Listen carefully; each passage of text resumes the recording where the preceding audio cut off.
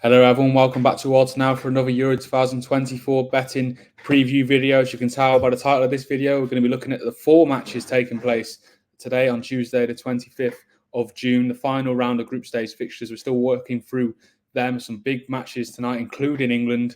I think we're all praying, certainly on this side of the pond, that we can see an improvement, not just in the result, but also in the performance as well. Matt's joined me on screen, as you can see. He's going to talk us through all of those games and pick out his best bets at the end of the video, so be sure to stick around for that. Also, of course, check out all the videos we've been putting out on the channel, as well as the written content we've produced on the website at oddsnow.com. Matt, we'll jump straight into this. I think, like we said, there's four games to get through today. First, starting off in Group D, we've got France versus Poland. France, I think, are the tournament favourites. Poland, of course, now have already been eliminated. How do you see this game panning out? Yeah, well, good to be back, Brad. We were mourning the end of the 3-game days, and now we've got a 4-game day. But unfortunately, it's quite difficult to watch all four, isn't it? Two being played at the same time, back to back at 5 and 8 p.m. UK time. Yeah, we start with this France game against Poland, and this is the first time where we're seeing a team already through playing a team already out. So that's an interesting dynamic. How much do Poland really care about this game? I suppose that their chances have gone now of progression due to other results. I feel a little bit sorry for them because I thought they were going to sort of stink the place out, Poland, and be really poor. I actually backed them not to score a goal at 25-1, and they've been a little bit better than that, to be fair to them. They've kind of gone on the front foot. Michael Probier's the manager, wanted them to go out attacking and go out on their shield, which they kind of have done. They played pretty well against Netherlands in their opener, losing that one quite late on. And they were going toe-to-toe with Austria for a period, but I think anyone who watched that game, Austria were quite comfortably the better side. 3-1 didn't really flatter them, and they could have made it 4-1 late on as well. So I think that's a good Austria side that they came up against and a good Netherlands side that they came up against. So I'm not necessarily too disheartened with what Poland have shown me so far, but then again, they are playing tournament favourites France here, and it's a France that need a result due to their 0-0 draw with the Netherlands. They are already through, of course, but if they want to top this group, then they do need to win this game, and it could come down to, well, it will come down to goal difference probably. If the Netherlands beat Austria and France beat Poland, it's just going to be who has the bigger margin of victory that's going to seal top spot in this group and potentially a kind of route through to the final, although you never quite know how it's going to pan out. There's still a lot of uncertainty how the draw is going to shape up. Certain parts are starting to shape up now, of course, but others uncertain. We'll know an awful lot more after tonight. In terms of this game, well, Kylian Mbappe, we're still not sure whether he's going to feature or not. Broke his nose in the first game, and he was said to be available if needed for the second game, but we didn't see him against the Netherlands. Will they risk him again here? At the time of talking, I'm not sure either way, really. I think this is, to me, a game that they can afford not to play him and just make sure he's fully rested up for the last 16. So I'd be a little bit surprised to see him start. I wouldn't be surprised to see him have 20 minutes off the bench, maybe, just to test out that mask and show everybody that he is fit and firing and put little bit of fear into all the other teams still in the tournament.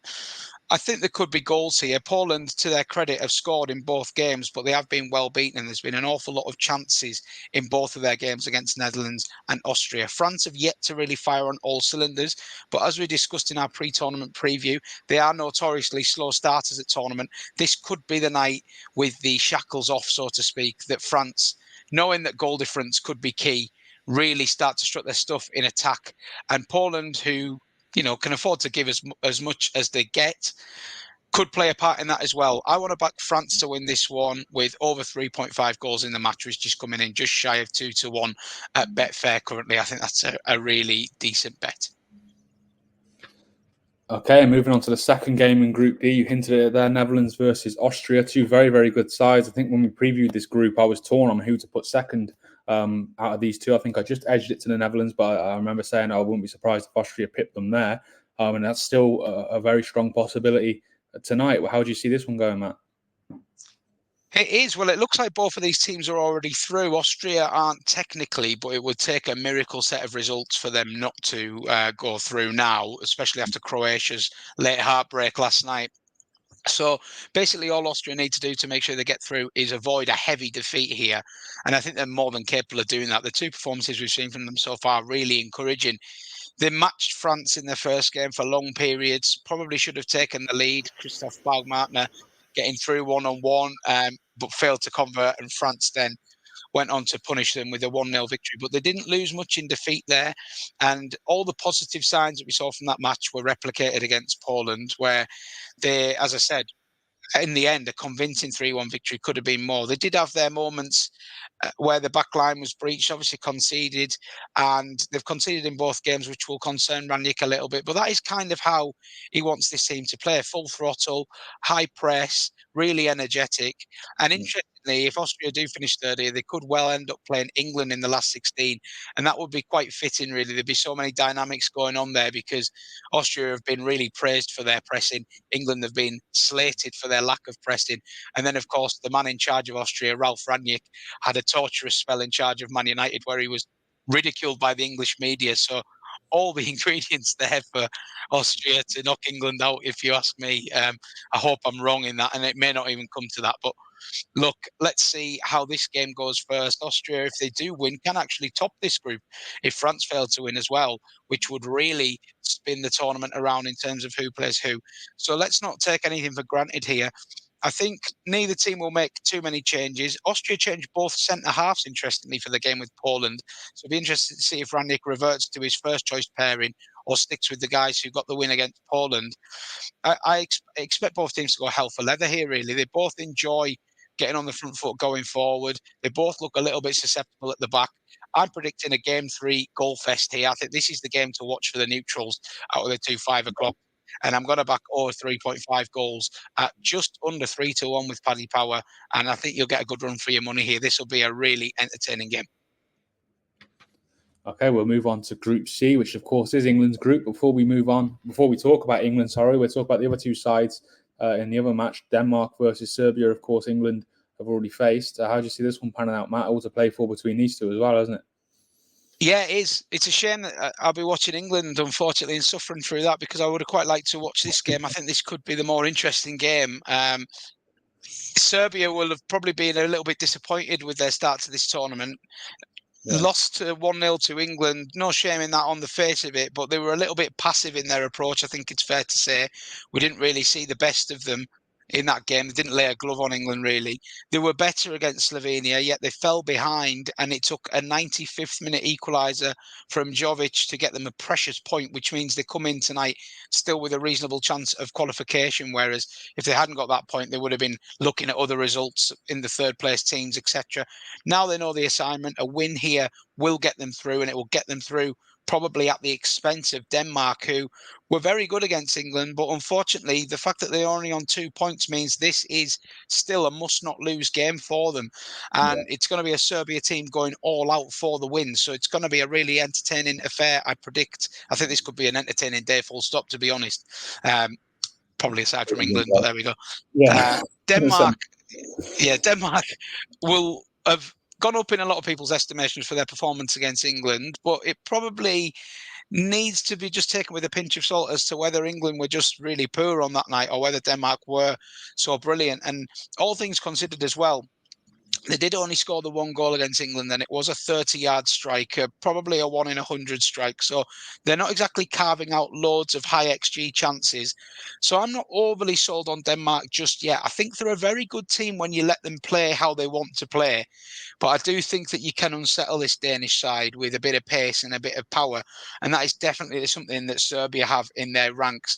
I don't know how Alexander Mitrovic has not scored at this tournament yet. He hit the woodwork again last time out, and he's just a constant threat getting on the end of chances. You feel like it's only a matter of time before one goes in, and it could well be tonight, I think.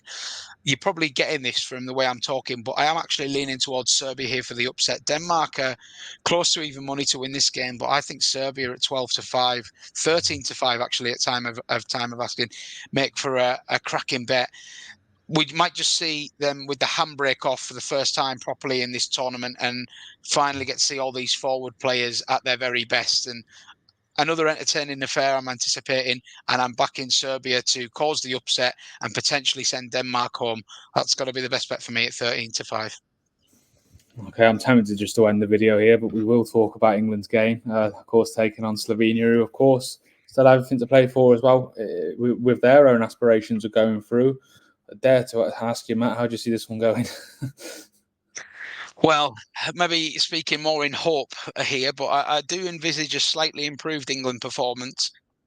We were just talking off camera. It looks like the only change is going to be Trent Alexander-Arnold coming out. Looks like that midfield experiment has ended, and maybe Conor Gallagher is the man who's going to replace him in the middle of the park. I think if you ask most England fans, that's probably not the team that they wanted to see for this game. However, I do think Gallagher is a more natural fit in the centre of midfield than Alexander-Arnold. I think he offers you the energy that was probably lacking against Denmark, and I therefore expect we'll see a more balanced and a more energetic England. But are they going to be firing on all cylinders suddenly? Well, I've seen nothing in the first two games to suggest that they're going to suddenly click into this fantastic free-flowing team everyone is hoping for. But fantastic free-flowing teams don't win tournaments, as we keep saying. So I'm not completely ruling England out of stumbling through to the latter stages and clicking into gear. Tonight, it's just about getting the job done, and they come against a Slovenia side who have probably exceeded expectations, I think it's fair to say, in this group so far. Two really plucky draws, and both achieved in different circumstances. Against Denmark, they went 1-0 down, and they kind of withstood a bit of a barrage in the first half, but then they roared back late on to get a point and could have nicked that one. And then heartbreak against Serbia. This was a really good game, hammer and tongs football from both. Slovenia got the lead, probably just about deserved it, and then Serbia sending everyone up for a last-minute corner, including the goalkeeper, and of course the corner goes in, and that is real heartbreak for Slovenia. Not just the manner of losing it in the last minute, but the fact now that you look at it, 4 points would have seen them through. They would have been through before this game, and they could have come in really relaxed, knowing that they were into the last 16. As it is, they now probably need to beat England to get into the last 16, or at the bare minimum, get a point and hope that one of Serbia and Denmark manages to win. It's a tough assignment for them now because they like to sort of sit in primarily in their shape, and I'm not convinced that they have the playmakers in midfield to dictate the tempo the same as Denmark did against England. So I do see England having the most of the possession and probably as a result getting a better foothold in the game than they did against Denmark. But Slovenia have a big threat in Benjamin Sesko up front. They have a fantastic goalkeeper in Jan Oblak, who's been excellent in both of the first two games. Worth mentioning at time of writing that Oblak did miss training over the weekend, but is expected to feature. And Sesko also went off in their last game with a muscle injury, but he's also expected to feature. So two slight concerns for Slovenia over their star men. But if they feature and if they turn up, I think they'll make it very competitive at the very least. I think England will have too much for them, all said and done, but I don't see it being a goal fest. This is a good, resolute, defensive Slovenia side.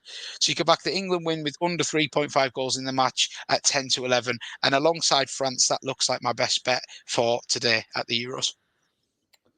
Fingers crossed things pick up after the last two games from an England perspective. Anyway, like you said, I think it's easy to feel sorry for Slovenia as well, given how they've done. But yeah, we could leave the video there. Hopefully England can improve on what we've seen, as I said. Thank you for watching this video. Check out the channel for all the videos that we're going to be producing between now and the tournament's end and beyond for all the major sporting events, and also the website for any written content which we produce, oddsnow.com, under the tips and insights section. Let us know your own thoughts down below on all the matches discussed today, and we will see you in the next video.